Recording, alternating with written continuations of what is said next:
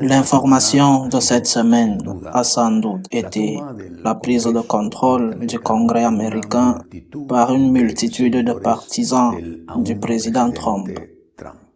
Une prise de contrôle violente et agressive qui a déjà fait au moins 5 morts, 4 parmi les manifestants et un policier, et pas mal de policiers blessés, et peut-être aussi ceux qui ont agressé le Congrès. Je me joins à la conférence épiscopale nord-américaine dans la condamnation absolue de ce type d'acte, de ce type de violence totale, en particulier aux propos durs prononcés par l'un des évêques les plus conservateurs et pro-vie des États-Unis, l'archevêque de San Francisco, Monseigneur Cordileone.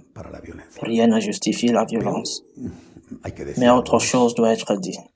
Et je voudrais dire deux choses. La première, bien que rien ne justifie la violence, il faut essayer de trouver quelles sont les causes de cette violence. L'une des causes, je le répète, qui ne justifie pas la violence, mais qui est là au fond, c'est la fatigue d'une partie très importante de la population nord-américaine, peut-être la moitié de la population, une partie qui en a assez de la manipulation idéologique de la part de ceux qui ont repris ce que l'on appelle la pensée politiquement correcte. Emprisonnés par la grande majorité des médias, un critère a été établi selon lequel, si tu n'es pas d'accord avec ce qu'ils disent, tu es méprisé, insulté et peut-être à l'avenir même persécuté. Je donne quelques exemples. Je le répète, la prise de contrôle violente du Congrès américain n'a aucune justification. Elle doit être condamnée. Mais il faudra aussi condamner les réactions menées par ce groupe, mouvement, appelé Black Lives Matter, survenu après la mort d'un Afro-Américain par un policier. Ou est-ce qu'une violence est mauvaise et l'autre non? La violence exercée par la droite est très mauvaise. La violence que fait la gauche ne l'est pas. Mais la violence sera mauvaise pour tout le monde. Ceci, je le répète, n'est qu'un exemple. Mais à d'autres niveaux, on peut en mettre plus. Lorsque la déclaration unilatérale d'indépendance de la Catalogne en Espagne survient en 2017, eh bien, le gouvernement de la nation, une déclaration illégale, agit conformément à la loi, suspend l'autonomie de la Catalogne et une réaction violente extraordinaire se produit de la part d'un secteur indépendantiste confronté, entre autres, à la police. Mais les coupables sont la police. Les policiers qui ont subi le harcèlement, il y a beaucoup de blessés parmi eux. Ce sont eux les coupables. C'est exactement la même chose que si on disait maintenant que les coupables sont les policiers qui ont défendu le Congrès nord-américain. Ceci est inconcevable. En d'autres termes, la violence doit être condamnée dans tous les cas. Il ne peut y avoir de mauvaise violence et de bonne violence. Il ne peut y avoir ni violence au pluriel. En d'autres termes, ni les conservateurs le font, la violence est horrible. Si les gauchistes le font, alors la violence est bonne et justifiable. Un autre point. Certes, je le répète, je ne veux laisser aucun doute que ce qui s'est passé aux États-Unis, à Washington, n'a aucune justification. Mais le pays est divisé en deux moitiés.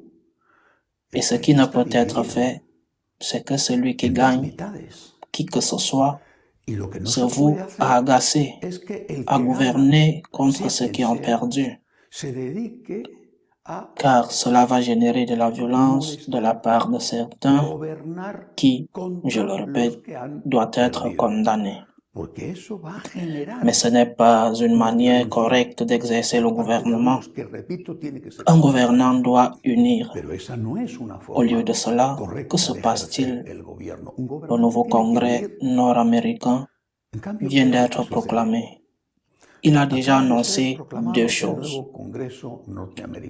Premièrement, ils vont supprimer des termes tels que père, mère, fils, fille dans les règlements du Congrès.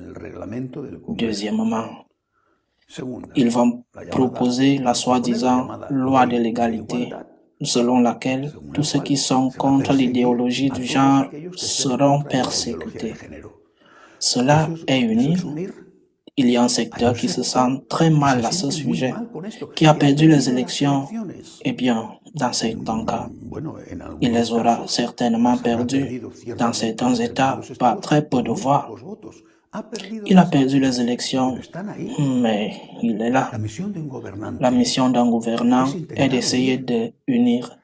Sinon, je le répète, il se consacre à gouverner pour la moitié, voire pour plus de la moitié, quel que soit le pourcentage de ceux qui ont gagné, en oubliant, voire en offensant et en nuant les autres. Puis il dit que certains de ces autres en ont assez et réagissent avec violence. C'est leur faute. En effet, la violence, j'insiste encore et encore, n'a aucune justification. Mais le gouvernant devrait essayer de gouverner pour tout le monde et ne pas appliquer un rouleau qui blesse profondément, même dans des sentiments très intimes, tels que des sentiments religieux et moraux. Pour cette autre partie de la population, un royaume en guerre civile s'effondre, maison après maison. Et c'est ce qui s'est passé aux États-Unis. Mais pas seulement là-bas. Regardons l'Église. Il y a de plus en plus de violence à l'intérieur de l'Église. Des insultes injustifiables contre le Saint-Père. Des insultes injustifiables, je le répète. Mais il faut gouverner pour tout le monde. Quand notre Seigneur a dit au revoir, Saint Jean le dit dans son évangile, dans ce long discours à la fin de la dernière scène, avant de partir pour le jardin des Oliviers, Jésus fait une prière au Père, un discours sous forme de prière. Il voulait évidemment que ses disciples l'entendent, car pour le Père, il pouvait parler en silence.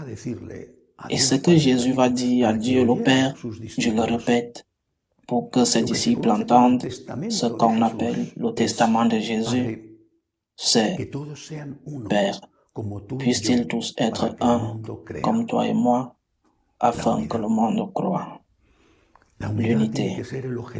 L'unité doit être le but d'un bon gouvernant, à la fois politique et religieux. En imposant le rouleau et dit « Je suis maintenant aux commandes et vous allez vous embêter et vous allez supporter cela. » J'insiste, lorsqu'on attaque des convictions profondes, ce n'est pas typique d'un bon gouvernant et c'est une cause de la violence. Bien que lorsque cette violence se déchaîne, elle n'a aucune justification. Mais il faut éviter les causes et ne pas simplement condamner les faits lorsqu'ils se produisent. À la semaine prochaine, si Dieu le veut.